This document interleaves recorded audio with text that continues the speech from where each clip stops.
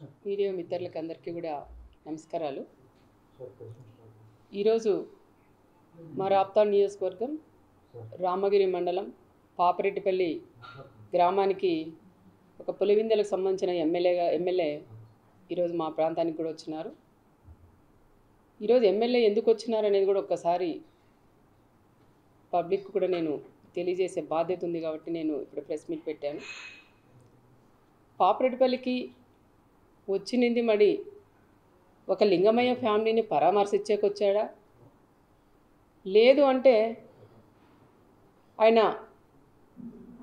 Election క్యాన్వాస్కి వచ్చినాడా, లేదంటే ప్రచార రథంకి వచ్చినాడా, లేదంటే మరి జైలు పలికించుకుంటూ సీఎం జగన్ అనుకుంటా చెప్పించుకోవడానికి వచ్చినాడు కూడా అర్థం కాని పరిస్థితి.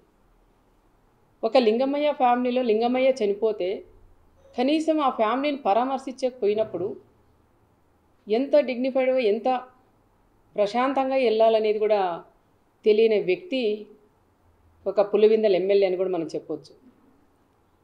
ఈరోజు ఆ ఫ్యామిలీలో కనీసంగా దినం కూడా కాల. ఈరోజు వాళ్ళ ఇంటి దగ్గరికి వెళ్ళినప్పుడు జైలు పలుకుంటూ సెల్ఫీలు తీసుకుంటూ ఆ కుటుంబాన్ని పరామర్శించేది అది ఎంతవరకు ఒక్కసారి అందరూ కూడా ఆలోచన చేయాలి.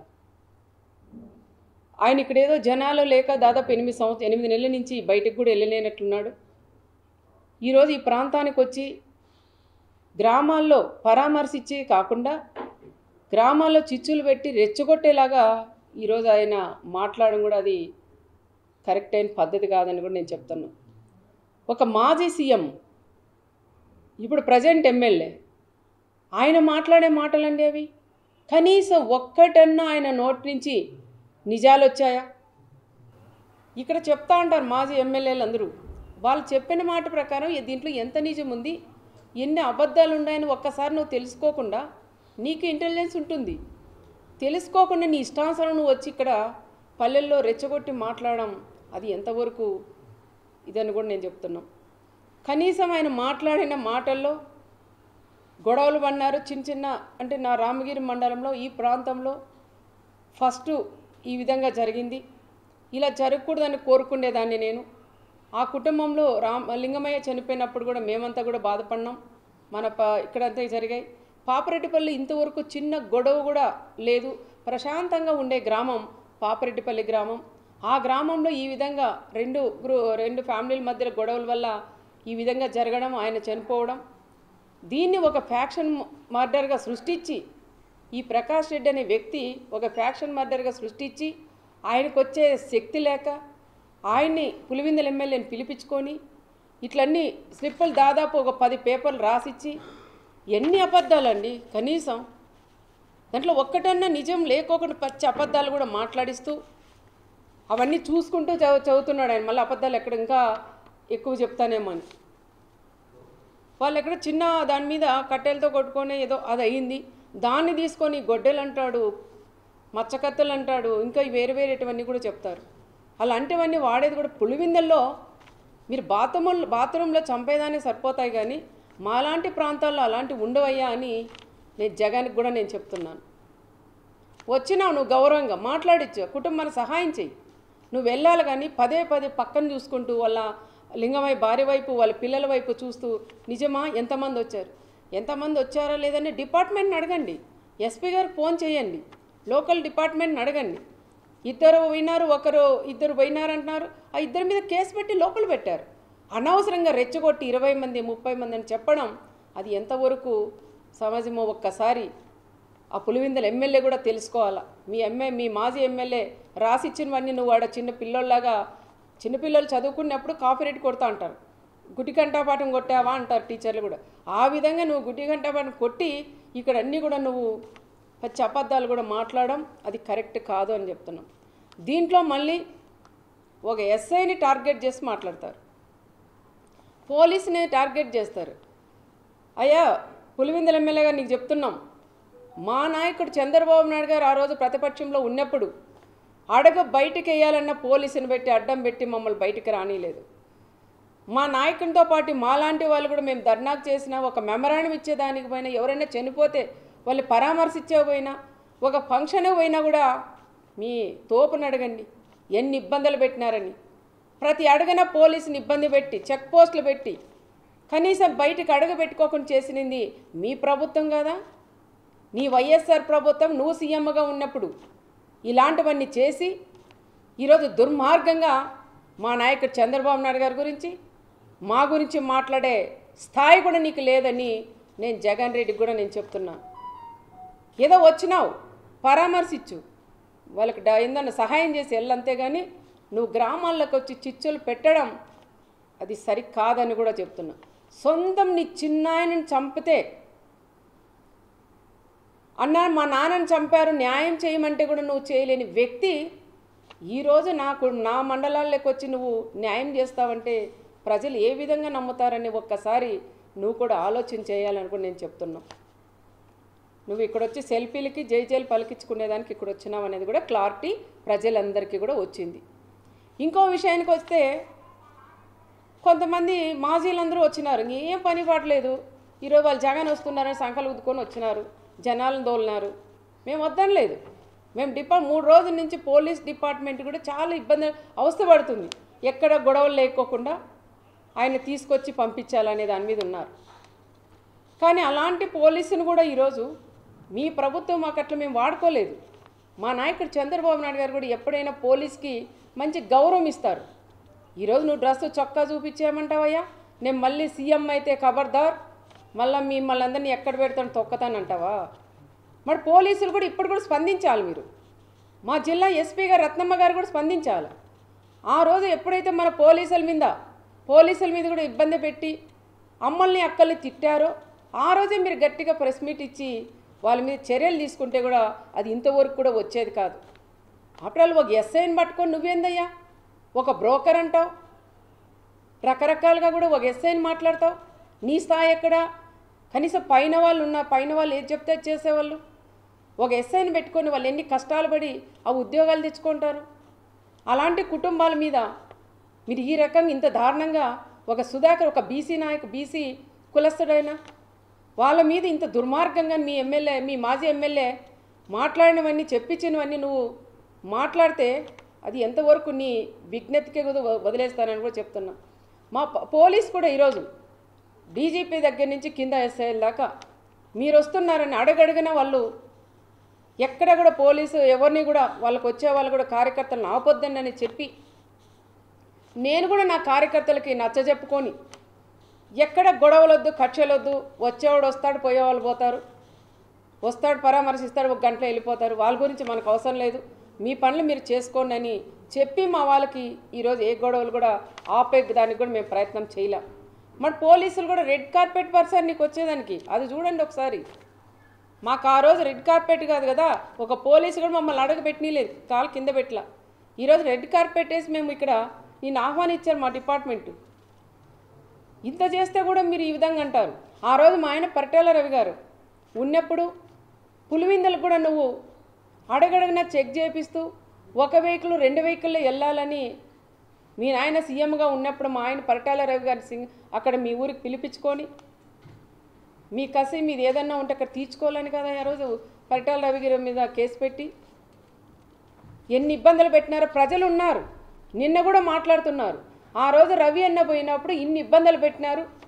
మరి ఈరోజు పోలీసులు మన మండలంలోకి వస్తుంటే రెడ్ కార్పెట్ పరిచి ఈరోజు ఆహ్వానిస్తున్నారు. ఇదేంద న్యాయమని మా లీడర్లు అడుగుతున్నారు నన్నే. ఇంత పోలీసులు ఇంత సపోర్ట్ చేస్తే కూడా ఈరోజు పోలీసులు అంత దుర్మార్గంగా మాట్లాడడం అది కరెక్ట్ కాదు అని పులివెందుల ఎమ్మెల్యే గారికి కూడా నేను తెలియజేస్తున్నాం. ఆ రోజు మా ఆయన్ని టార్గెట్ చేసి మాట్లాడారు. ఈరోజు నువ్వు ఇక్కడ వచ్చి ఏం మాట్లాడావయ్యా?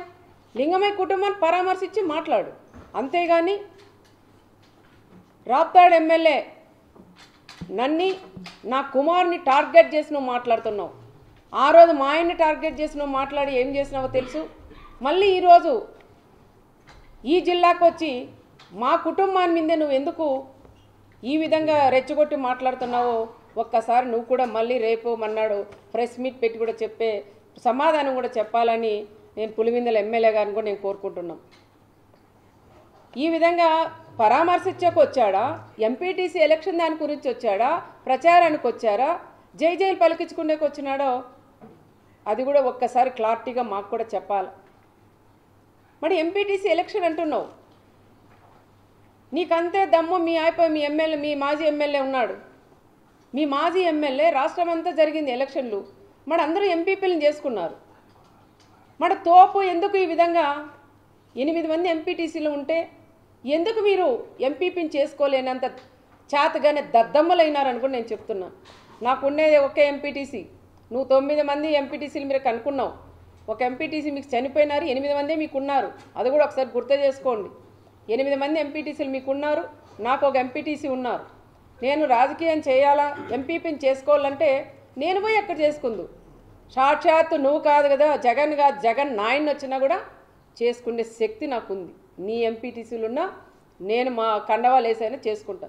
కానీ అంత నీచ రాజకీయాలు నేను చేయదలుచుకోలేదు. ఎంపీపీ ఎలక్షన్ వద్దనే అనుకున్నాం. మీ వాళ్ళే రెచ్చగొట్టి మీ సైకో చిన్న సైకో అయినా తోపు వచ్చి ముందు రోజే ఆయుధాలు పెట్టి 3 బీసీలను కూడా ఇక్కడ పంపించి విప్ జారీ చేసేకొచ్చింది. అదెందుకు చెప్పలేకపోయినావు నువ్వు? ఆ రోజు గొడవ కారణం ఎవరండి? ఎక్కడ ఆయన తోపుండి వీళ్ళని పంపిస్తాడా? మరి వాళ్ళ బ్రదర్స్ని పంపించాల్సిందా? ఈ గొడవలు పెట్టేదే కాకుండా ఎంపీటీసీలు 8 మంది నీ సింబల్ మీద గెలిచారు. ఆ ఎంపీటీసీలు నీ దగ్గర ఉన్నారు. మరి తీసుకొచ్చి ఎందుకు నువ్వు ఎంపీపీని చేసుకోలేకపోయినావు? మరి ఎక్కడో పోయి దాచుకున్నావు. దాచిన తర్వాత కరెక్ట్ టైంకి పోలీస్కి ఇవ్వాలి కదా. దాదాపు 100 మంది పోలీసులను ఎస్పీ గారు పెట్టారు ఆ రోజు. బాగే పలుతావా నువ్వు? 11 గంటల 10 నిమిషాలకు నువ్వు హాల్లోకి పోలీస్కి హ్యాండ్ ఓవర్ చేస్తావా? అంటే ఎలక్షన్ జరగకూడదు, ఈ రకంగా జగన్ దృష్టిలో నేను పడాలా అన్న ఆలోచనతోనే ఈ మాజీ ఎమ్మెల్యే చేసిండేటి ఒక్కసారి మీరు కూడా పక్కన వాళ్ళని అడిగి తెలుసుకోవాలని కూడా చెప్తున్నాం. టైం అయిపోయినాక వచ్చి కథలు వెళ్తావా నువ్వు? ఏం చెప్తావు? ఎస్ఐఎంకి ఇప్పుడు దీంట్లో వీడియో కాల్లో ఛాలెంజ్ చేస్తానయ్యా నేను, నువ్వు బైబిల్ మీద నువ్వు ప్రమాణం చేయగలవా? నేను కాన్పాక మీద ప్రమాణం చేస్తా. ఎస్ఐ గారు నాతో వీడియో కాల్ మాట్లాడిచ్చినారని నువ్వు ఛాలెంజ్ చేయగలవా? చెప్పనివన్నీ నువ్వు కూడా ఒక మాజీ సీఎం ఆ విధంగా అంత దారుణంగా అంత దుర్మార్గంగా మాట్లాడడం కూడా అది కరెక్ట్ కాదు అని నేను జగన్ రెడ్డిని కూడా నేను చెప్తున్నా.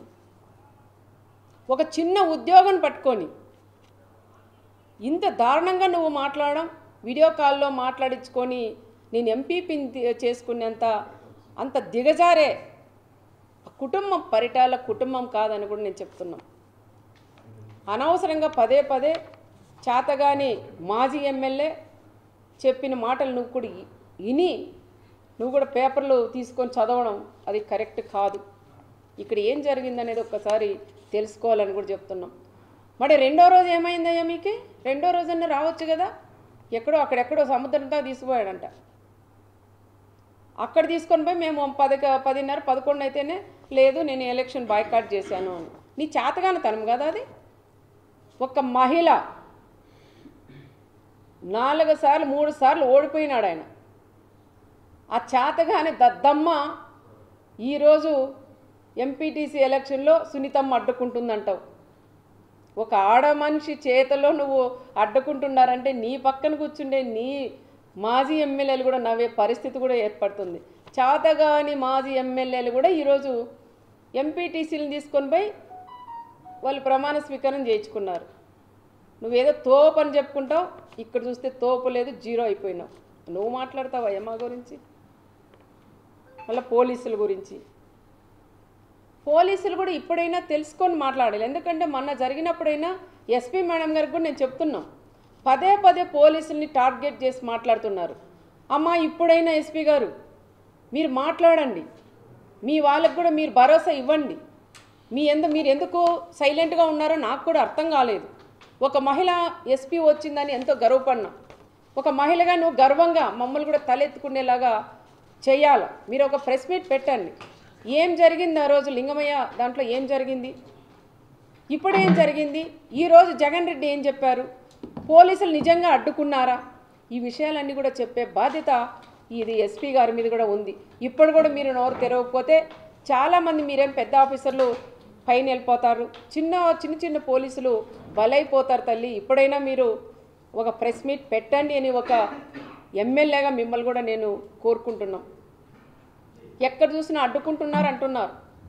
ఏ సాక్షి టీవీలో వచ్చినా పోలీసులను అడ్డం పెట్టి ఎక్కడ పడితే మా వాళ్ళంతా తండోపతండాలుగా వేలాది మంది వస్తున్నారు, అడ్డుకుంటున్నారు అంటున్నారు.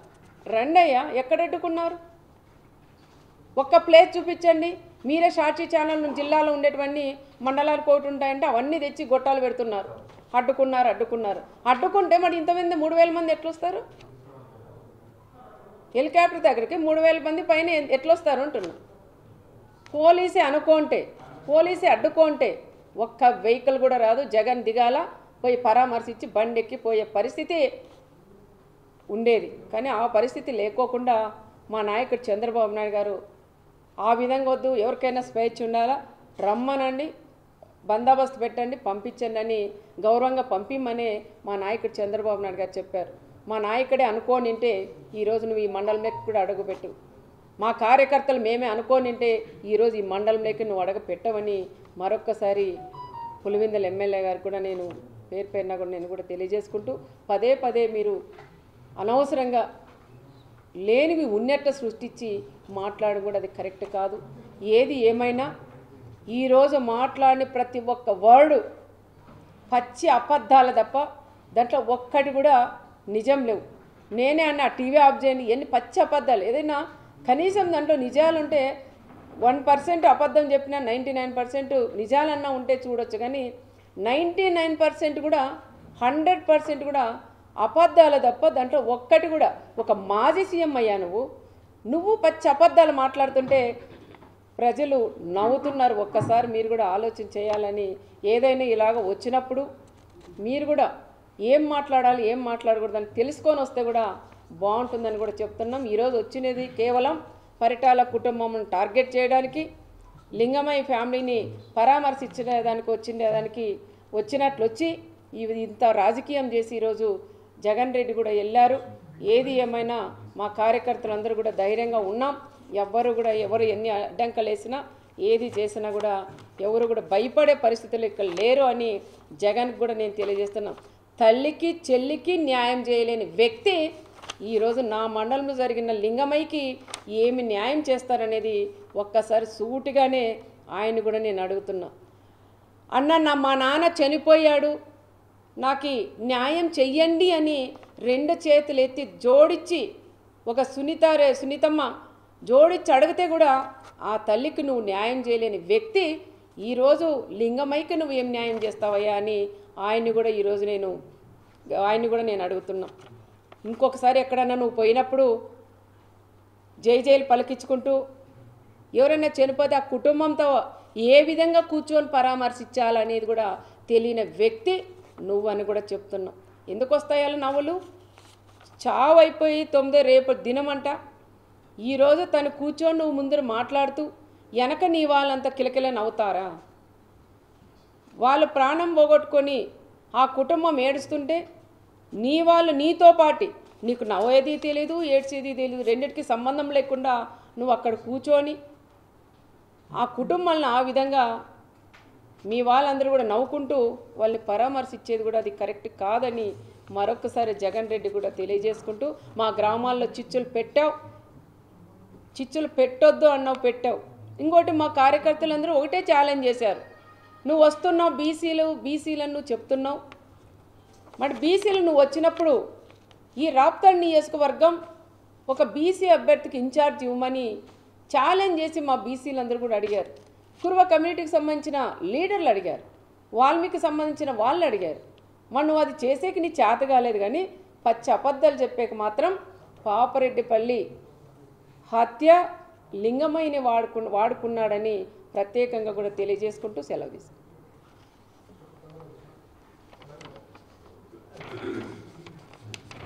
ఒక పోలీసులను టార్గెట్ చేసి మాట్లాడడం, అది బీసీ ఎస్ఐని టార్గెట్ చేసి మాట్లాడడం